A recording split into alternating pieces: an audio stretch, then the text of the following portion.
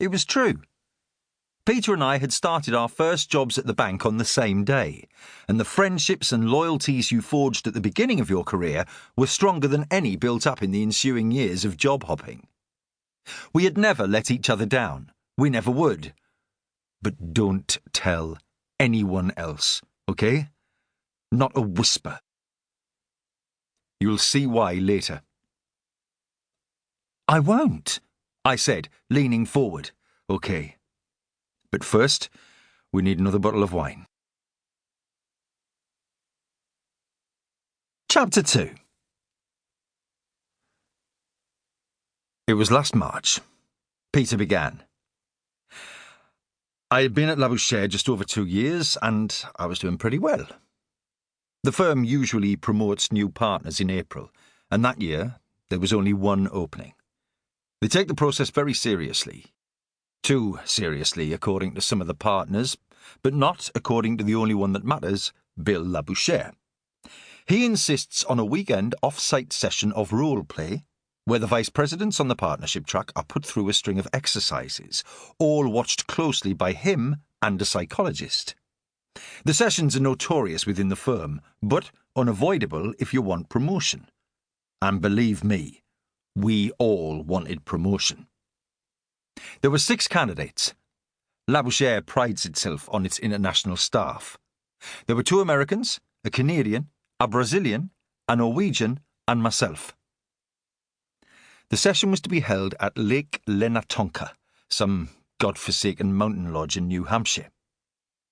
I flew over from London to Boston and drove in a hired car from Logan all the way up to the lake. I was knackered. I had only just got back from India, where I had been pulling several all-nighters on a big project financing we were setting up in Rajasthan. The last thing I was in the mood for was corporate games. There was snow on the ground outside Boston, and it was getting dark as I crossed the New Hampshire border.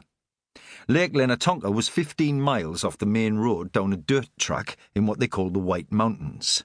And they were white, or at least a blue shade of white in the moonlight. I didn't pass a single car on that track, just pine trees. Thousands and thousands of pine trees. I stopped every few miles to check the map. I dreaded getting lost. I could easily spend the whole night driving around those back roads without seeing anyone.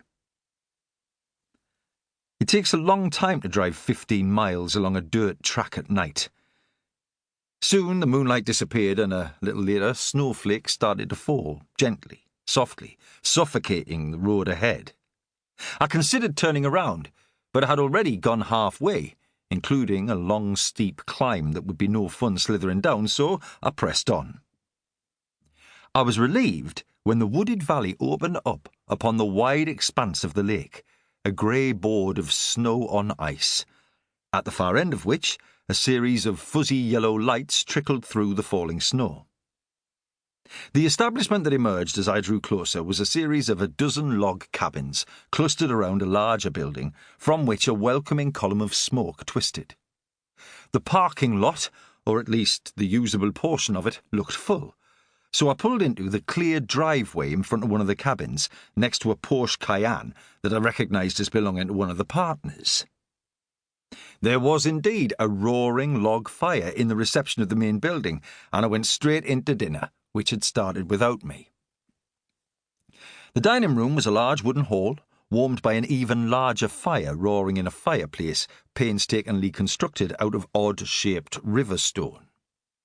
The log walls were adorned with mountain bric-a-brac, dead fish and animals, snowshoes and old skis, black and white photos and oil landscapes, bookshelves of ancient hard-backed adventure stories, unread and anonymous.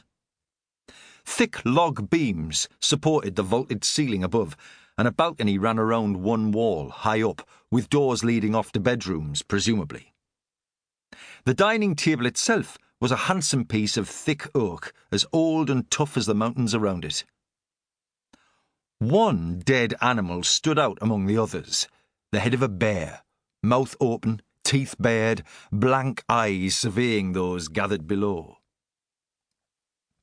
There were 8 chairs around the table, 5 occupied by the other candidates, 1 by Bill Labouchere.